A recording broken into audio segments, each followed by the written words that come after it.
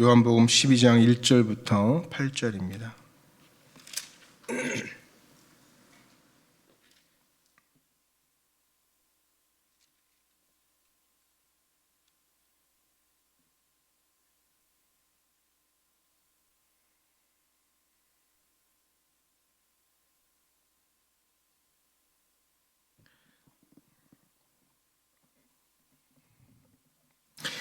(1절부터) 교독합니다. 유월절 엿새 전에 예수께서 베다니에 이르시니 이곳은 예수께서 죽은 자 가운데서 살리신 나사로가 있는 곳이라.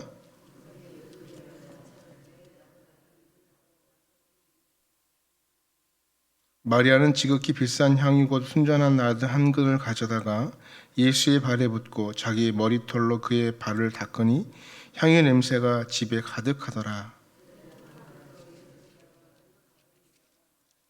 이 향유를 어찌하여 300데나리온에 팔아 가난한 자들에게 주지 아니하였느냐 하니,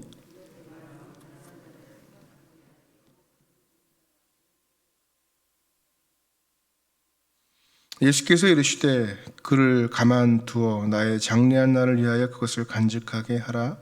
가난한 자들 항상 너희와 함께 있거니와 나는 항상 있지 아니하니라 하시니라. 아멘. 사람들은 시각, 후각, 미각, 촉각 이렇게 오감을 가지고 있죠. 과학적 연구에 의하면 이 5가지 감각 중에 후각이 가장 발달되었다고 이야기합니다. 우리가 길을 가다가 처음 보는 사람이 이렇게 스쳐 지나가는데 좋은 향기가 나면 그 사람을 한번 이렇게 되돌아 보는 경우가 있습니다. 어떤 여행 유튜버는 자기가 여행지를 갈 때마다 향수를 사간다고 그래요. 그래서 그 향수를 뿌리고 다닌답니다. 그러면 그 향기를 맡을 때마다 그 여행지에 있었던 좋은 추억과 인상들, 또 만났던 사람들을 기억해 낸다라는 것이죠. 그래서 향기는 어떤 특정한 장소나 또 만나는 사람의 향기가 추억으로 혹은 인상으로 남기도 합니다.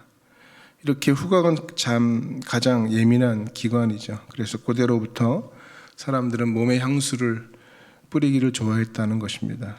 고대 사람들은 향나무 잎을 빻아서 자신의 몸에 바르기도 했고, 이집트나 고대 그리스, 로마까지도 그것이 이어졌다고 그래요. 사람마다 독특한 체취가 있습니다. 또 그 체취를 감추기 위해서 향수를 사용했었습니다. 그런데 신앙인들도, 믿음의 사람도 그 사람만이 가진 독특한 향기가 있습니다. 어떻게 하면 하나님께서 원하시는 좋은 향기를 우리가 풍기며 살아갈 수 있을까? 오늘 본문은 주님이 기뻐하셨고 또 주변 사람들을 복되게 하는 이 믿음의 사람들의 향기를 기록하고 있습니다. 예수님께서 베다니에 가셨습니다. 그리고 나사로, 마르다, 마리아가 사는 집에 예수님과 제자들이 가서 잔치를 벌이고 있는 거죠. 1절 말씀 보니까 유월절 엿새 전에 예수께서 베다니에 계시니 그것은 예수께서 죽은 자 가운데서 살리신 나사로가 있는 곳이라. 거기서 예수를 위하여 잔치할세, 잔치가 시작된 거죠. 그러니까 나사로가 죽었었고요. 또 장사에 전한 지 나흘 만에 주님이 그를 무덤에서 불러내셨습니다. 나사로는 다시 살아나서 마르다와 마리아 품에 안기게 되죠. 베다니 마을 사람들도 이 기적을 보면서 기뻐했습니다. 하나님께 찬양했고요. 모든 사람이 즐거워했습니다. 그래서 마르다와 마리아, 이 나사로는 예수님과 제자들을 초대하고 동네 사람들을 다 불러 모아서 잔치를 벌이고 있는 거죠. 어찌 보면 훗날 우리가 부활이 이루어진 그 사건 이후 누리게 될 천국 잔치를 상징하는 것도 같습니다. 그런데 여기 모인 이 사람들을 깜짝 놀라게 하는 특별한 이벤트가 벌어지죠. 이게 3절이죠. 3절, 마리아는 지극히 비싼 향유 곧 순전한 나드 한 근을 가져다가 예수의 발에 붓고 자기 머리털로 그의 발을 닦으니 향유 냄새가 집에 가득하더라. 그러니까 마리아의 행위를 본 사람들이 깜짝 놀라죠. 사람들이 놀란 이유가 뭘까요? 순전한 나드 한 근의 가치 때문에 그렇습니다. 이 순전한 나드 한 근의 가치가 300데나리온이니까 1년 노동자의 품삯, 하루 품삯의 300배, 노동자의 연봉을 순식간에 주님 앞에 깨어 부어 드려 버린 것입니다. 이것을 본 가룟 유다가 여인을 책망하죠. 이거 팔아가지고 가난한 사람들을 주면 좋은데 책망합니다. 그런데 주님은 그 여인의 행위를 기뻐하십니다. 나의 장례 준비하였으니 가만히 두어라 말씀하십니다. 여인은 물론 자신의 오라비를 살리신 그 주님에 대한 감사의 표시로 이 일을 했을 것입니다. 하지만 이보다 더 중요한 것은 여인은 주님의 장례를 준비한 것이죠.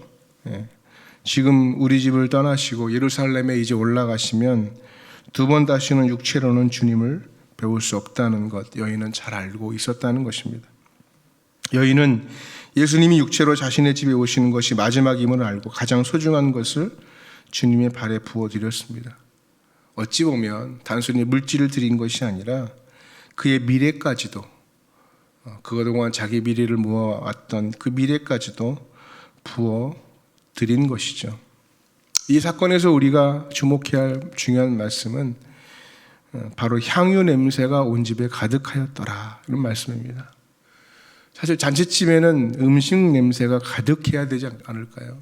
잔치집에는 사람들의 소리를 왁작지껄해야 하지 않겠습니까? 특별히 이날 잔치는 죽은 나사로가 살아온 날을 기념해서 벌인 잔치니까. 이 잔치의 주인공이 누구예요? 예수님과 죽은 나사로 주인공이죠. 근데 사람들은 나사로에게 물었을 것입니다. 죽은 후 4일 동안 어떻게 지냈냐, 어떤 일이 있었냐, 어떤 경험을 했냐, 어떤 느낌이냐, 죽고 나니까 뭐 천국은 가봤냐, 뭐 여러 가지 이야기들을 막 물었지 않겠어요? 그러면서 여러 가지 이야기들이 막 웅성웅성할 수 있는 분위기를 만들었을 것이고, 뭐 나사로는 자신이 경험한 어떤 이야기들을 들려주었을 것이고, 뭐 예수님과 이런저런 이야기를 나눴을 것입니다. 사람들이 많이 몰려들어서 음식 냄새가 온 마을로 퍼져갔을 것입니다. 그런데 이 모든 것을 다 뒤엎어버린 한 가지 사건, 바로 향유를 부은 사건입니다. 향유 냄새가 음식 냄새를 지배해버리고 향유 냄새가 사람들을 모두 입 다물게 만들어버렸다는 것입니다. 우리가 살아가면서 예수 향기를 풍기는 것은 이렇게 중요하다고 생각합니다. 죽었다 살아난 것보다, 음식 냄새보다 예수 향기 풍기는 것이 더 중요하다. 향유 냄새가 다른 모든 냄새를 지배하게 된 것은요, 자신이 가지고 있는 가장 소중한 것, 그것을 깨뜨렸기 때문에 그렇습니다. 헌신했기 때문에 그렇습니다. 우리 인생 여정에서 예수 그리스도의 향기를 풍기기 위해서는 헌신이 중요하다는 거죠. 헌신의 자세가 필요하고, 헌신은 입으로만 하는 것이 아니라 가장 소중한 것을 하나님 앞에 깨뜨려 죽게 드릴 때 가능하다는 것입니다. 향수를 몸에 뿌리고 다니는 것은 의미가 없습니다. 그 냄새는 머지않아 사라져버릴 향기이기 때문에 그렇습니다. 그런데 주님을 향하여 헌신하겠다고 결단하고 가장 소중한 것을 깨뜨린 헌신은 주님의 표현대로 영원히 기억되고 사라지지 않을 향기가 될 줄로 믿습니다. 모든 것을 뒤덮는 능력 있는 그 향기, 그것을 소망했으면 좋겠습니다. 그리고 더 중요한 것이 있죠. 이 향기, 이 깨뜨림이 상징하는 바가 무엇이었을까요? 박정관 목사님이 지었던 찬양, 우리가 너무 많이 불렀던 내게 있는 향유옥합이라는 찬양 있지 않습니까? 이 찬양에 보면 처음에는 마리아가 옥합 깬 것으로 묘사해요. 내게 있는 향유옥합, 죽게 가져가 그 발 위에 입 맞추고 깨뜨립니다. 근데 곧 이어서 이 옥합 깬 것이 예수님임을 선포해요. 나를 위해 십자가에 달리신 그 발, 흘린 피로 나의 죄를 대속하셨네. 향유를 깬 주인공이 예수님임을 알라는 깊이가 있는 찬양 아닙니까? 이건 마리아의 헌신을 넘어선 이야기입니다. 이 일은 자기 몸을 깬, 자기 몸을 부신 예수님에 대한 마리아의 찬송이라는 것입니다. 예수님이 이 땅에서 남긴 이야기는 예수님이 승천하신 지 2000년이 지나도 지금까지 우리의 마음과 생각을 지배하는 능력이 되고 예수 그리스도의 향기가 지금도 온 세상에 가득한 이유일 것입니다. 왜냐? 예수님이 자신의 육체를 깨뜨렸기 때문에 그렇습니다. 십자가에서 예수님은 창을 찔리시고 못에 박히셔서 자신의 육체를 우리를 위해 주셨다는 것입니다. 거기서부터 예수 그리스도의 향기가 흘러나오는 거죠. 우리는 무엇을 깨고 있을까? 무엇을 깨뜨리고 있는가? 내가 가장 소중하게 여기는 것. 하나님께서 기뻐하실 것을 꿰뜨려 주님 발에 부어보는 그러한 삶이 되었으면 좋겠습니다.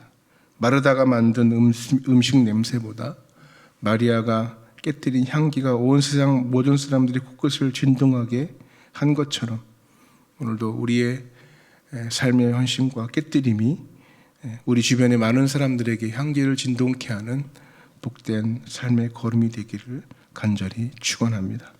말씀을 기억하고